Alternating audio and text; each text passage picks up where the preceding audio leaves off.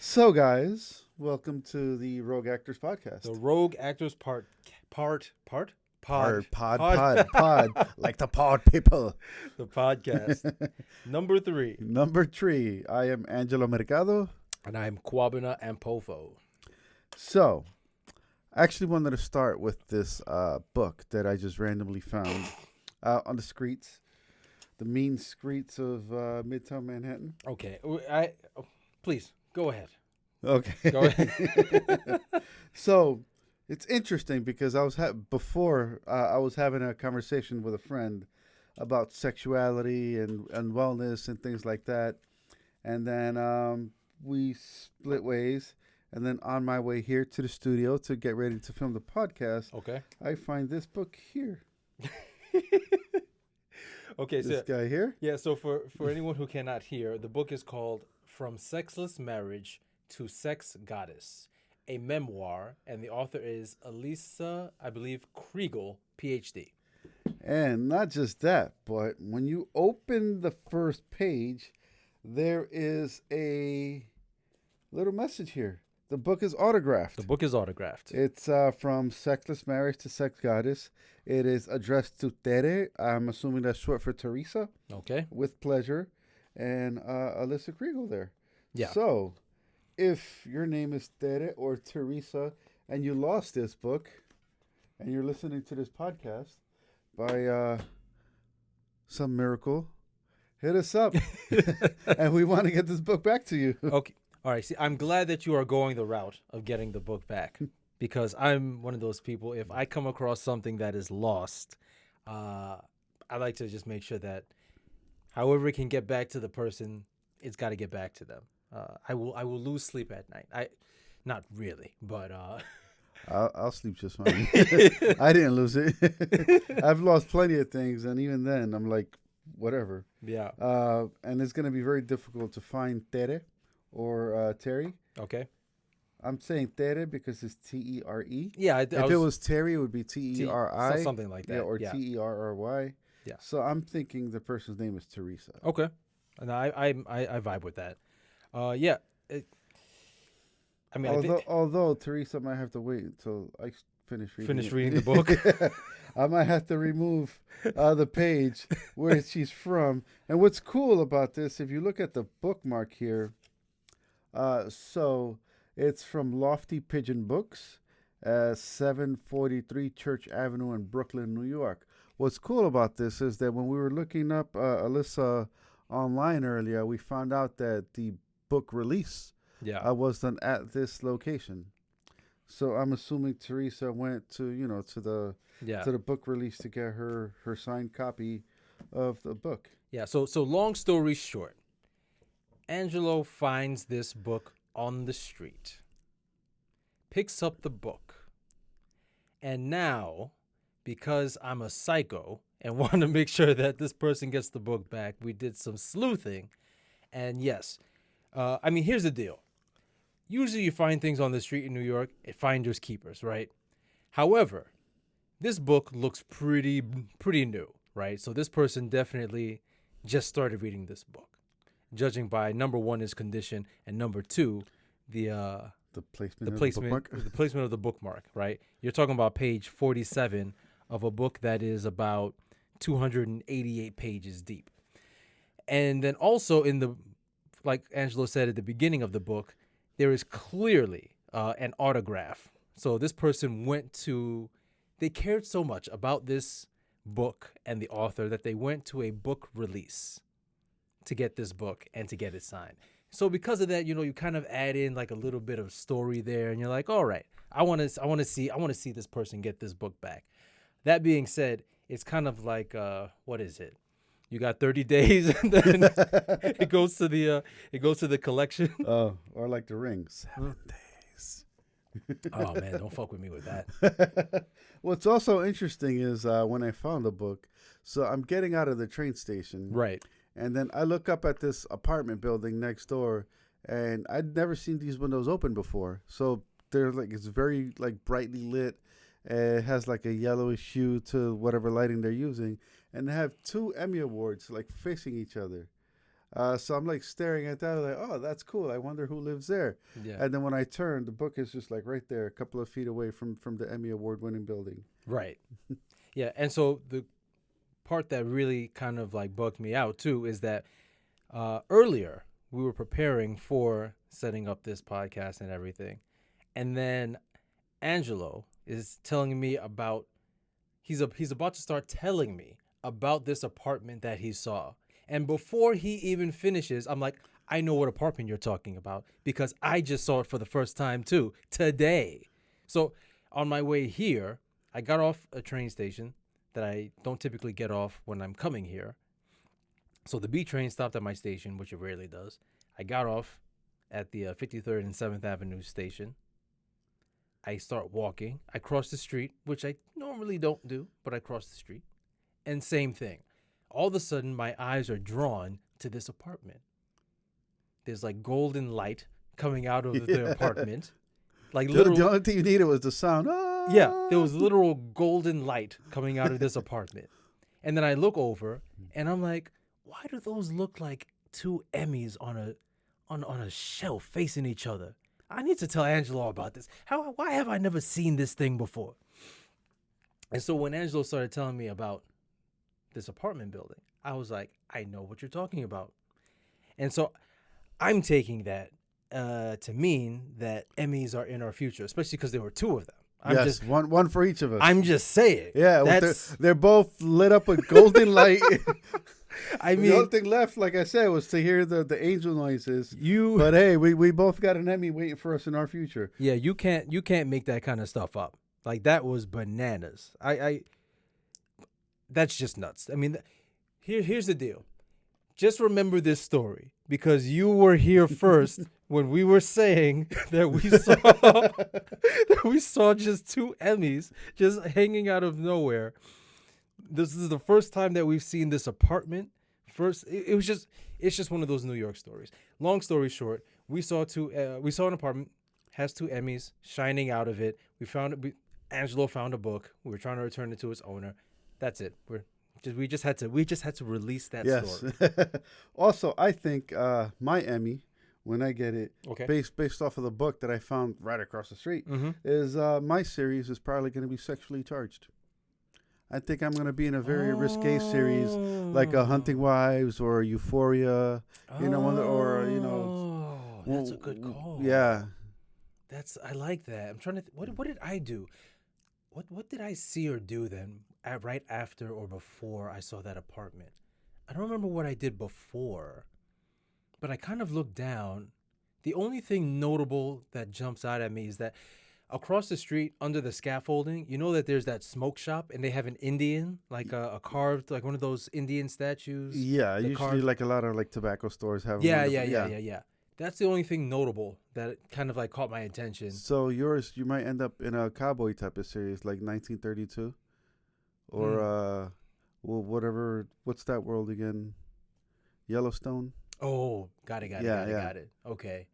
Yeah, so Yellowstone has like 3 other spinoffs to it. All right. One is like 1892, the other one's 19 something. Okay. And then I think there's another one, and then there's the one with Billy Bob Thornton is in one of them also. Yeah. So that's going to be where your Emmy comes from. Okay. You're going to be in a cowboy series, and I'm going to be in a Sexually Charged series. Okay. All right. I'm not mad at that. I'll take it how I can get it. You would think it'd be the other way around, but I think that's just the way the cards are being dealt right now. Yeah, I don't know though. I'm a bit of a. I'm not gonna say that I'm a wild west cowboy. Watching all those shows or anything like that. But there is something. I don't want to say. No, there's something kind of interesting about. I'll give a perfect example. Westworld. Okay. You ever watch Westworld? Yeah, with the robots. Yeah, and aliens. Exactly. Right. When you first start watching the show, is the theme is it's a Western town, and I think about it and I say, that looks like that would have actually been a really fun kind of series to be on. Okay. Right. Yeah. And that's interesting because yes, that part of it is Western themed, but who's to say that the entire series has to be that? Because Westworld, wasn't that. as you watched on, it just changed and evolved and all that kind of stuff. And so that's actually kind of interesting because at first I was like, but Westworld was a Western, when you were watching it first started, in that way. I see where you're going with this. Yeah, so I can get on board with that. Yeah. So we're rebooting Westworld? Who knows? It doesn't need a reboot, or it would need a reboot. Yeah, I guess at this point, because the way it ended, No spoilers. Yeah. Yeah. But okay. So I'm down with that. Also, shout out to the people who are showing us love for this little podcast we're putting on. Feedback's been pretty nice. I'm digging it. Feedback has been really great, and some of the people we shouted out in the last episode kind of reached out to us, just giving us words of encouragement. Yeah, which was pretty dope. We had Winston Duke watching one of our stories, which was pretty dope. Which is cool. Yeah. And then you had Ramon. Yep, reach out from Will Trent, reached out, gave me some kind words of encouragement, which was great. I really appreciate him taking the time out to, comment on our little podcast. Yeah.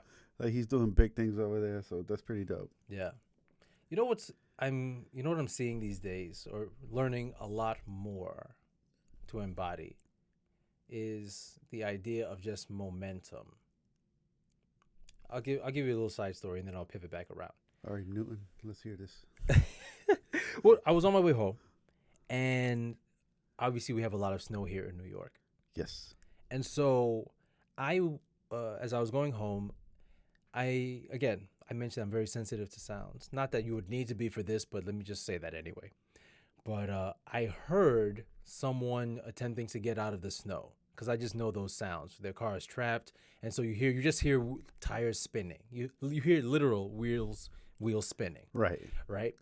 So I look over and I say, okay, is this? Can I do this one? Because I do that sometimes. I know that if I left unchecked, I will play the hero to the point where I can burn myself out. So that's one of the things that I had to get really good with over the last handful of years. So I have an internal battery that says, do I have enough juice to play hero right now? So I was like, all right, let me go through. So this guy's van was stuck in the snow. And everyone, it was him, the friend that he went to go visit, and another dude who was a super from another building. And they were like, yeah, no, this isn't, you're not going to be able to do this. You're going to be stuck. And then I walk over and I'm just like, no, I think this is doable. I think we got this. So then we start playing with like angles, doing all this kind of stuff. And at one point, it just dawned on me, if you're ever stuck in the snow in your car, and maybe just stuck in life in general, what happens is that if you're able to build up momentum, like usually what happens is when people get stuck in the snow, they hit the gas in one direction or the other. But what they never really do is rock the car back and forth. Like go forward, stop, and then really quickly go back and stop, and then you just keep doing that as fast as you can without, damaging your car. But what happens is that you build up enough momentum, and then you get to just shoot out. And when we were doing this, I was pushing the car, and then there were these, two other gentlemen who I kind of like tapped out and like, yeah, we can't do this. I was like, we could do this if y'all get your asses over here and just like, let's just do this and start rocking the car, with some momentum. And then just being able to do that, we got the car out, and we were able to, this guy he already called in a friend with like a tow truck and everything. It was going to be this whole big thing. And I was like, oh, I think we got this. Let's just, use momentum and everything on our side. And so what I'm seeing is that as an actor, right, in all the jobs that I've worked in, and not even just all the jobs, but with all the places that I've been, anytime I come across someone and they find out I'm an actor, there's this thing that kicks on. There's this interest, there's a spark. And by the time I am done telling them, either my story or what I'm doing in the business or whatever, there's always this idea or this feeling of, you've got this, keep going, right? Yeah. And I feel that what's super important is that there's a momentum, because just like with this car in the snow thing, they could have just tapped out and been like, oh, okay, no, we're done. But there's this thing of just like, what if you just keep going? Just use the momentum. And then, you all of a sudden you're out, you're there. And I feel like that's how it is with acting, is that the momentum is just so key, especially in the beginning. But that's just life in general. It's harder to get things going. But then once they are, they just keep rolling, right? Like there's an activation energy that you have to overcome. And then before you know it, things are just rolling. And I feel like that's just the main challenge. It is the knowing that momentum is building and behaving as such, even if you can't see it, because there are things happening behind the scenes that you're just not privy to. And I feel like if we tap out before, the momentum has the time to kick in, or before the spark lights the fire, then we just don't make it. Like the fire doesn't kick off. Yeah. Our friend Lynn posted up a story the other day, which I found interesting. It was one of those inspirational memes, but the caption on it says that if you knew that after 100 rejections, the next one was going to be your big break, then each rejection you get up until that point, you see it as a gift instead of a rejection, which I found really interesting. I dig it. I like that. Yeah, because that speaks to this whole thing of you can only connect the dots going backwards, right? Right. It's as you're going forward and you're just connecting things, you're like, how many more fucking dots do I have to connect? Like, how many more auditions do I have to? Yeah, but like then when you put a number to it, I got a rejection. That's all right. Like after 90 more, then I'm gonna get my big break. Right. You're kind of just glad to you see it, and you're like, yes, all right. I'm getting closer. I'm getting closer, and I feel that speaks to the idea of being present, right? Because if you are future oriented and you're like, okay, I just need 10 more auditions, then I feel like what happens is then you're just waiting for auditions, and you can, not to say that that's what's going to happen, but you can become very future focused instead of being like, okay, I'm here now and let me just be in the moment with whatever it is that I'm doing. And so when audition comes in, you're like, okay, great. It's you're not necessarily counting auditions per se, but you're just taking them as they come along with the knowing that it's a brick in a house, right? And eventually, after enough bricks, the house is built, or the foundation. Like you're laying a foundation or something to that effect. But yeah, I get that thing of the whole, after 100 auditions or 100 rejections or anything like that. Yeah, you start looking at them as gifts, and if you look at it that way. Yeah, but that's not to say that you should just sit home waiting for auditions. Sure. You also gotta, start doing your own due diligence. Right. Taking workshops, meeting casting directors, agents, wherever you are in your career. A lot of people call these pay to play, but I think there's value in them if you're going at it from like an educational perspective. Yeah. Rather than like, oh, if I see this casting director, she's gonna call me in. Like, no, this person's a casting director and they have insight into the business. You should go and learn from them. But that's not to say that she won't call you in, because we've done quite a few workshops and we've been called in afterwards. And like Jerry, for example, from DDO, Jerry Calerical, the way we met him was by taking a workshop at CNC Studios with Jagger K. And, he started working with us after that. So there is value as long as you're not looking like for the payoff. Yeah.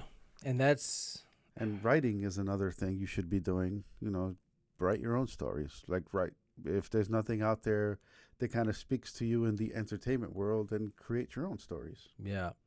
I think one of the things that helps, that really does help, is if you are able to have another outlet or another activity or project or something that you spend your time with, or a hobby or something.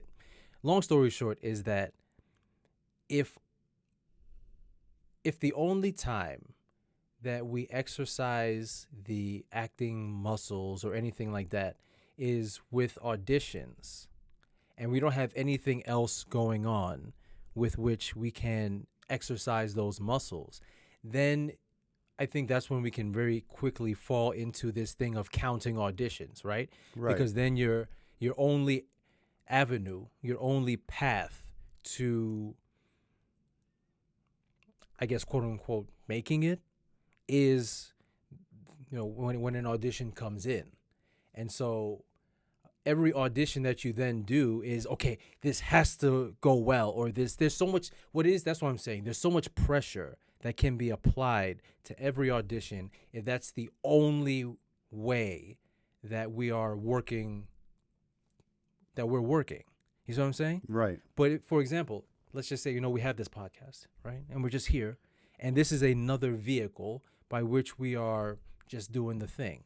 That we're exploring the creative, acting, performing, whatever it is. Right. But it's another thing that we can just show up and do this. And so at this point, right, like, this is as useful as, if not more so, than an audition. Because, again, you don't necessarily get paid for auditions. We're not getting paid for this. Yeah. We're doing these things because we enjoy doing them. And this is something that we don't have to wait for or anything of that nature. We just show up and we just do the thing. Yeah. And so this helps to take the pressure off of, I need this audition to land and hit and be successful. Otherwise, I will have no avenue by which to get seen or explore or play or anything like that. Kind of reminds me of going back to Jagger. He used to say that musicians, when they're at home, they're not just sitting around waiting for their next gig. They're practicing their instrument. They're practicing the guitar. They're practicing their vocals. They're writing songs. And we should treat acting the same way. Find another outlet, find another way to perform, which is kind of what we're doing now. I mean, not just that, we're also writing. We wrote a feature film script, buddy comedy. We also wrote a short film script, which is more on the dramatic side. We need to find funding to get those filmed, and I'm excited to get started on those. But we're flexing our creative muscles right now. Yeah, and I feel like that's just super important to be able to, work out the muscles so that they don't atrophy in between however many, like auditions or whatever it is that you're getting. I mean, perhaps if you are one of those people who's just constantly getting auditions to where, if you're, doing just so many that you don't even have time necessarily to do your other stuff. Okay, then that's one way. But even then, yeah, I actually get very annoyed with those type of people, not because they're getting so many auditions, but because they're complaining about it. Got you. Like there's someone that's like on my social media feeds, and they were like, "Oh my God, I got 5 auditions today. What am I gonna do with myself? I can't do this." And I'm like, there's people out there who are not getting 5 auditions in a month. You're getting them in a day. This is a gift. This is the job. This is what you wanted to do. Why are you complaining about it? Yeah. It's you don't know whether that's a humble brag or an obliviousness to just the nature of what this industry is, what this experience is.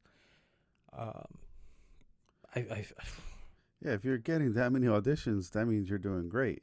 And then, so I feel like it's more along the lines of humble bragging for this particular person. Okay. Yeah, and I think it's just very. I just find that very fascinating.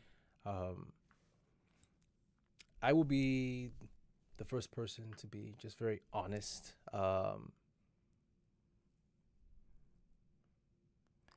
I have a very, what is it? I think it's activation energy. There are a lot of times where if the activation energy is too high for me to, jump into something, I know that I can very quickly just be like, okay, I don't want to fuck with this. Like, if it's something that I don't want to do, the activation energy is just so high, and I'm like, nope, I'm over this. But when it's something that I'm really down for, work ethic wise, like I will just work and grind and grind and grind. And well, I very much have that Aries energy. As soon as somebody tells me we should do X, Y, and Z, next time we speak, I've already done the first 4 steps. I'm like, all right, let's get it done. Let's move forward. Yeah, I think what it is that totally lost my train of thought for a second, which is good. I'm actually enjoying that. Just like not holding on to certain thoughts, but I feel as if though we've taken enough classes and we've had enough conversations with people in the industry, and I don't know that, for example, let's say that you do get so many auditions within a particular week. I feel like being able to handle that, or how you handle that, would be very indicative of how you would handle being number one on a show. You know what I mean? Right. Like, I don't know that I would find myself complaining, per se, about having so much to do in a way, in light of, for example, being like the number one on a show. Like 5 auditions, I'm like, okay, cool. I got this. You know what I'm saying? Like sometimes I understand where they're coming from, because it's not always easy to find a reader. So I'm not sure if they're like doing it themselves or if they have anybody helping them over Zoom or whatever. But I get that the logistics of it can be difficult, but it's still a gift. Yeah. Yeah. I feel like this is the question that I ask myself a lot, is how you would handle it if you were number one on a series?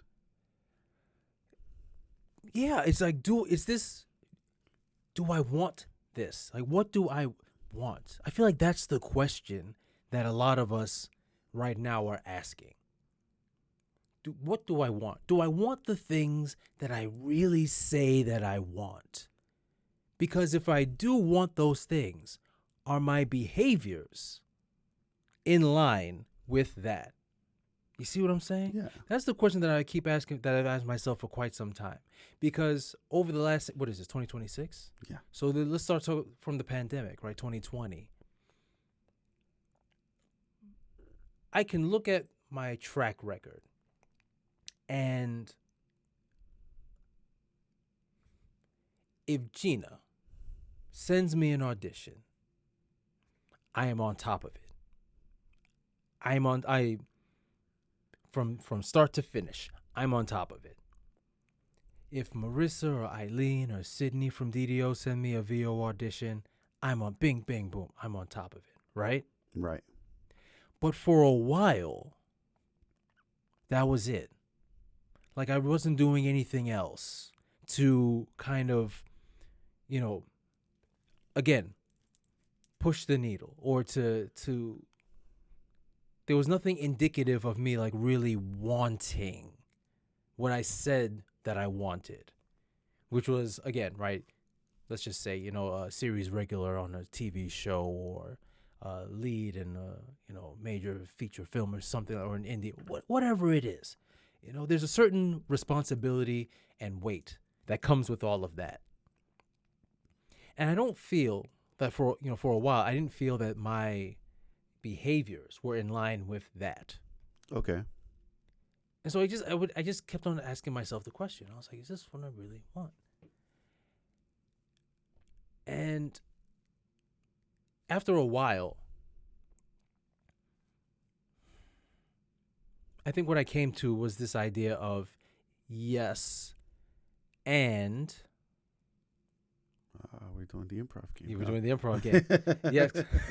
UCB. Yes. Improv 101. Yes. Yes, and. Yes, and there is something that I am waiting for, or there was something that I was waiting for. I always go back to TheMatrix. I refer to TheMatrix so many times. Okay. But it's the idea of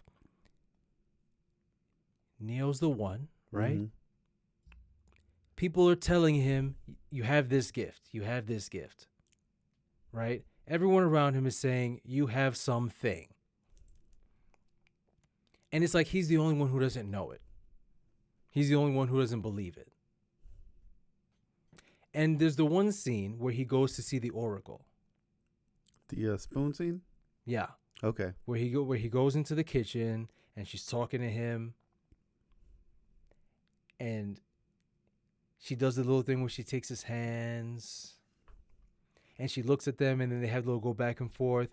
And she's like, you've got the gift, but you're waiting for something. And he's like, for what? And she's like, I don't know. Your next life, maybe. Like that kind of thing, right? And for a while, it felt like that. It was this thing of like, what the fuck am I waiting for? Everyone around me is supporting me, and they're saying, hey, you can do this thing. You've got something, keep going, do the thing, just be the thing that you are. But there's always this thing of just like, no, I'm waiting for something. It's almost like we're sometimes, and I'll just put my finger on my nose instead of talking about everyone else. But it's almost like sometimes we're waiting to acknowledge ourselves or to really like see ourselves. And people say it all the time, but I feel like that's how you block your blessings. You know what I mean? Yeah. Yeah. It's a very strange feeling. It's interesting. Sometimes when I tell people that I'm an actor, their response is weird because they're like, oh, yeah, you look like an actor. And I always wonder, like, what the fuck does an actor look like? Like, everybody has their own, like, unique look. But they're like, yeah, I knew you were some kind of performer, but yeah, you look like an actor. And that always cracks me up. Yeah. The only difficult part of it is that my survival job is I work in IT. And whenever I'm working with any company, and once management finds out that I'm in the arts, then all of a sudden they start treating me differently. Like they start giving me less respect, and they start complaining, or like all of a sudden, like I'm not doing certain things to a certain level, even though the week before they found out, like they're like, oh, yeah, you're doing great. And they're like, oh, he's a performer. Like, no, you're not performing well enough. It's like this thing where they start to feel like I'm not taking my job seriously. Really? Yeah. And it's happened at every IT job that I've had. Once they find out that I'm in the arts, they start acting like I'm not doing my job properly. Well, that's pretty strange. Yeah, it's. I guess they feel like I'm probably gonna like up and leave at any moment. Yeah. And like, oh yeah, once he books that role, he's gonna leave us. So let's not put too much stock in him, which can be very difficult. Like where I'm working at now, they knew prior that I'm in the arts, so they brought me in knowing that. So it's been cool here. They've been very welcoming. They've been very supportive. But like other companies before that, then they start acting like because I'm an actor that I'm not going to take the IT portion of my life seriously. Okay. That's interesting. I feel like maybe that's an industry specific thing because or I'm not even going to go that far. Because I I will say that I've been very fortunate at all of my jobs that I've had in the past, where when people found out that I was an actor, like everyone was just on board, and they're just like, "Oh shit, this is fucking awesome," you know, and just like people just asking questions. And when people found out that I do stand up, everyone always wanted to organize like trips to come out and see me perform and everything. And I don't know, maybe that's the industry I'm talking about is cosmetics, because I used to do packaging work, packaging engineering and design and evaluation and stuff for cosmetics companies. So maybe because those two interests, those industries, the entertainment industry and the cosmetic beauty industry are somewhat, fashion kind of creative and intertwined. There's a bit more open-mindedness. Yeah. So maybe that's a part of it. It's not so tech heavy in that sense. Because, for example, I was working at Victoria's Secret, right? So, the old VS building used to be just around the corner, 1740. And I'm there going up to the floor to get lunch, and I'm seeing like the VS models like walking around. Okay. You know what I'm saying? Yeah. So like it's the same industry at that point. So yeah, perhaps there's a bit of that. But maybe these people at your last job were just hating. Because it's kind of like every job. Remember when we went to the Batman premiere? Yeah, I remember that. And then the after party. Yeah. So the company that I was working for at that time, it was the German bank on Wall Street. Mm-hmm. Anytime I made any kind of mistake, even if I forgot to like cross a T somewhere, they're like, "Oh, if you were more focused on this job instead of your acting stuff, you wouldn't have made this mistake." Ooh, that's grimy. Yeah, like my manager at the time used to say stuff like that. Yeah. That's crazy. Yeah, man. I don't know. I feel I am not going to project. I am going to suspect. But honestly, sometimes I feel like, and it's not from a place of malice, but I think that sometimes when you see someone else going for it, like a particular dream or something like that, and perhaps you haven't done the same thing, there's maybe you can get into your feels a bit and be like, man, this person is doing something. Yeah. And it's like, oh, if I would do this thing if this wasn't in my way. Whereas this person who's going for it, they're not making excuses. They're just doing the thing. Yeah. Like maybe this person, whoever, maybe somebody wants to be like, I don't know, like a dancer or something like that. And be like, oh, but I have to work and I have this and I have that. And this person over here, he's not taking his job seriously like I'm taking my job seriously, because if he was, then he wouldn't be able to do the things that I want to go and do. You see? So that makes sense, actually. Yeah. So I don't know. And again, it's not it's not like malice. It's just I feel, and I get it, because I know the whole excuses thing. Like if we want to do something, we'll fucking do it. We'll find a way to do it. Like that's just kind of it. And I try to keep myself as honest as I can, because I know that sometimes I can be prone to inkling, moving, like nudging into excuse territory, and then I catch myself. I'm like, nope. You're making excuses. If you wanted to do the thing, you'd want to do the thing. Yeah. So then just be like, nope, I don't want to do it. And I feel like just accepting that, then all of a sudden opens up avenues, because then you're not you're not fighting yourself. Like sometimes you just have to let something go so that you can revisit it fresh. And then you're like, okay, instead of holding on to it for dear life in a way that's not healthy. Yeah. Sometimes it's okay to just let certain things go. Yeah.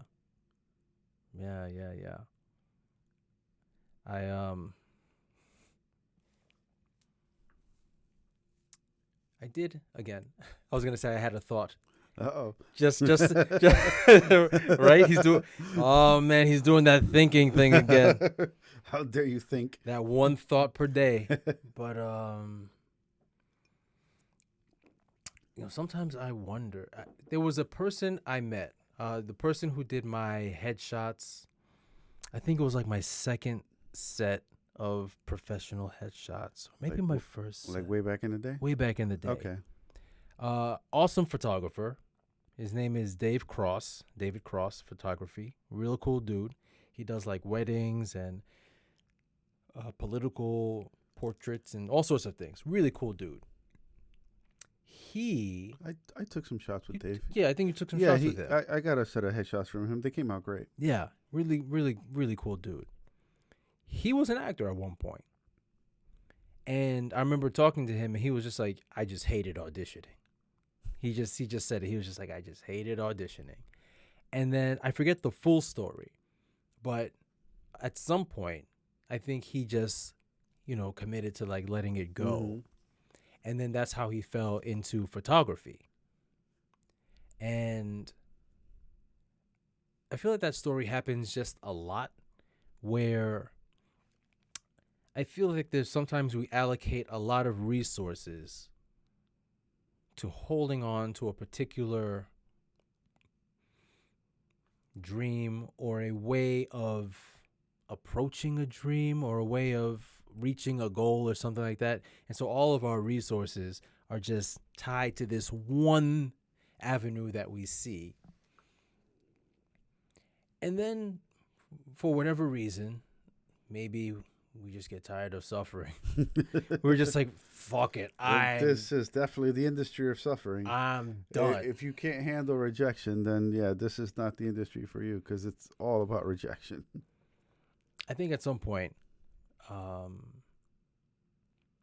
you just put it down, and you maybe that you don't put down the creativity part, because I don't know that that's something that you can necessarily put down, but perhaps you put down you put down an approach, an avenue. No, because a lot of people, they don't put it down, they repress it.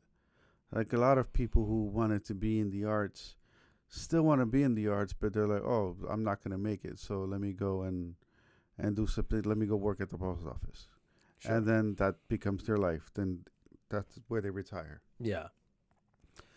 Yeah. Like they've always wanted to do a thing, and then they repress it because of whatever reasons. I don't want to say excuses, because a lot of times it's valid reasons that you just can't do it. Responsibilities, things come up. Yeah. Yeah, but for whatever reason, they have to repress it. Yeah. And I feel like that it comes out in some way, because you can only repress and suppress things for so long, and then they come out somehow. And I feel like perhaps that's just the story, right? So the number of stories we've heard where actors were at the end of their ropes and they were just like, I'm done. After this audition, that's it. I'm walking. And anyway, that's what we hear. Mm-hmm.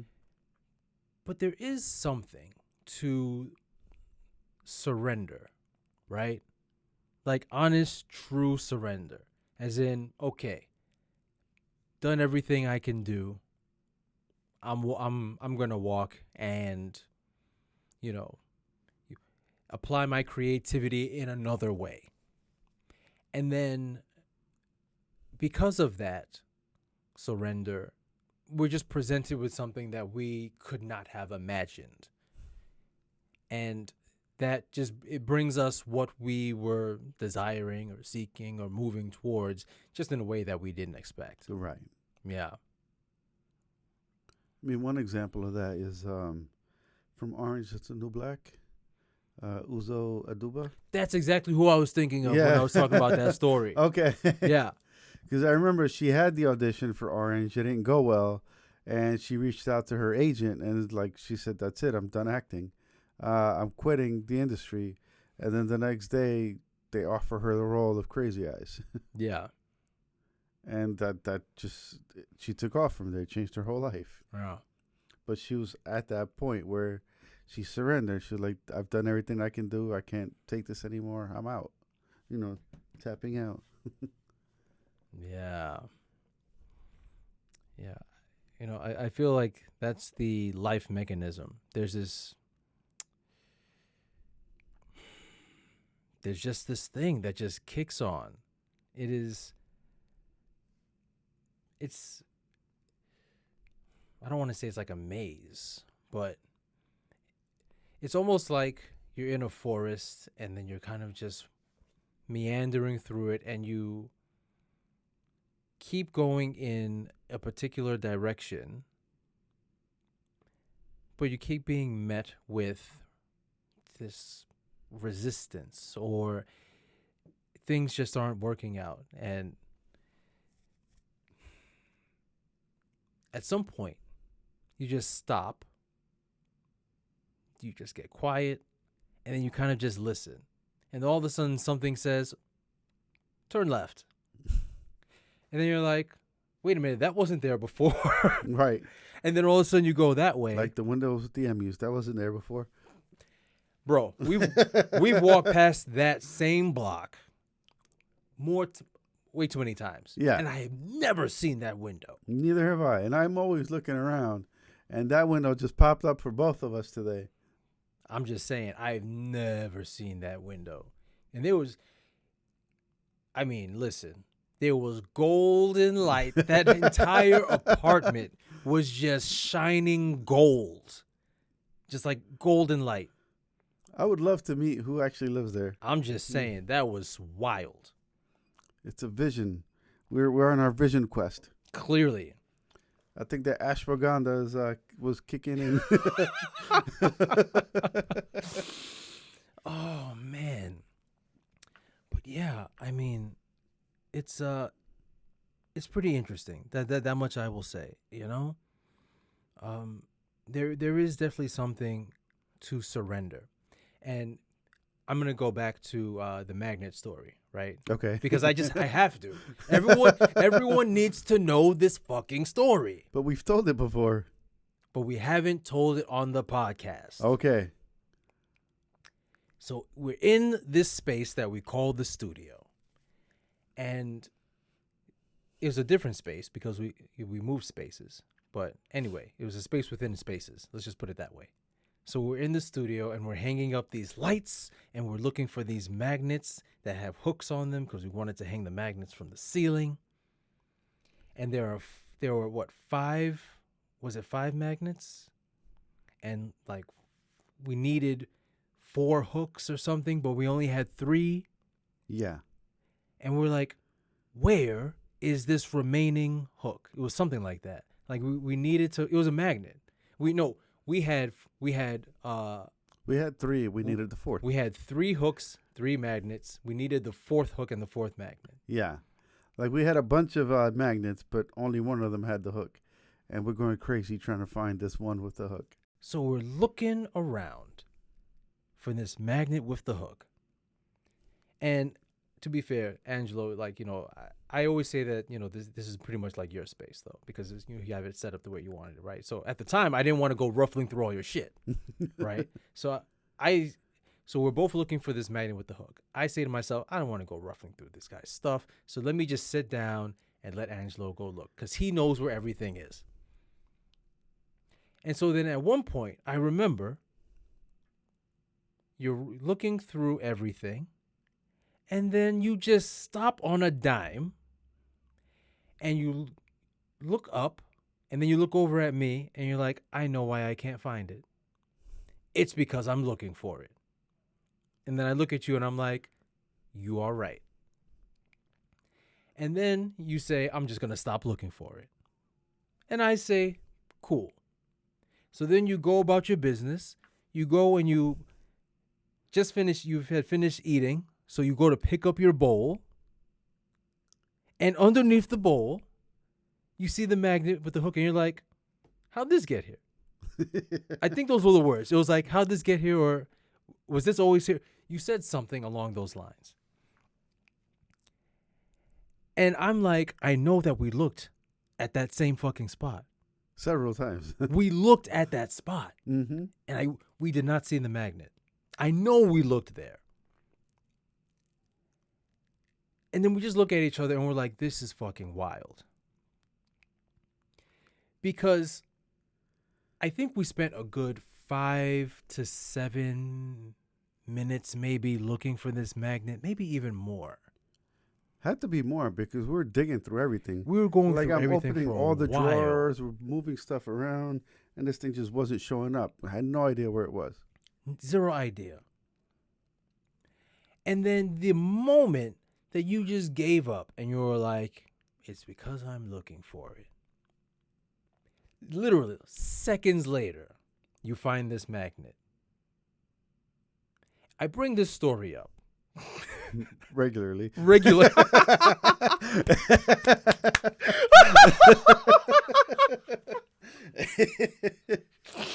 Oh my God. I would laugh bigger, but this space is a little bit too tight. I bring this story up regularly because it's the perfect fucking example. It's like sometimes we just bang our heads against the wall looking for something. And we have this one approach, this one way to it, and we're like, I'm going to make this thing work no matter what. And then at some point, you're just tired of just the searching and the suffering and all this. And you're like, fuck it. You know what? I'm done. I got to let this thing go and move on with, the rest, move on with my life. And then all of a sudden the shit hits you in the face and you're like, was this shit always here? Because that's called magnet theory. I mean, you want to talk about the law of attraction. That was a legitimate fucking magnet. Yeah. I'm just saying, I've never seen anything play out so quickly before or since that, I don't think, because that was just crazy. It was like the moment that you just said, I'm done looking for this thing. It's because I'm looking for it that I can't find it. And then you gave up. It was just like, boom, right there. And I mean, that's the whole thing, right? If you're looking for something, implied in that is that, you don't have it, that you don't know where it is. You know what I'm saying? Right. And so if you kind of just go about your business and you're like, okay, you know what? I don't know where this thing is. Something other than me is going to have to present itself, present it. And then all of a sudden it's just like there. It's just very strange. And I feel like that's just the way life works. I feel that if we think that auditioning, for example, is the means, the manner, the sole manner by which we're going to get into whatever space we would like to get into or make our way however we'd like to make it. I feel that we block our blessings, as they say. We block off other potential avenues and things and ways that we can't see. I mean, there's always way more than one way to accomplish something. And it's not always auditioning. Because if you look at actors like Luis Guzman, according to him, he hasn't auditioned in over 20 years. And, even all the Chris's, they audition regularly. But then, you got Lewis, who's carved his own path. Yeah. Because he's got such a unique look that they're just like, hey, give this role to Lewis. Yeah. Yeah, I feel that's what it comes down to. It comes down to... And influencers, like that's another way. Like you're starting to see a lot more influencers in film and television. Or even in sports and WWE, you have influencers. Yeah. So there's multiple ways of like accomplishing your goal. If you keep banging your head against the wall just trying to go towards this one direction, shout out to One Direction. But you're trying to force this path and you're not seeing like that there's like two open paths next to you. You just bang your head against this one wall. And you just take a minute, take a step back, like you were saying with the car, where you go back and forward. Is sometimes in life, you just need to stop and take a step back. And then, the way becomes more clear to you. I think we're going to end it on that. I think so. Yeah. That's what we're going to, that's the one. That's the one. We're going to end it the way we started, with the snow and the momentum and the take a step. Yeah, man, let's do that. Let's do that.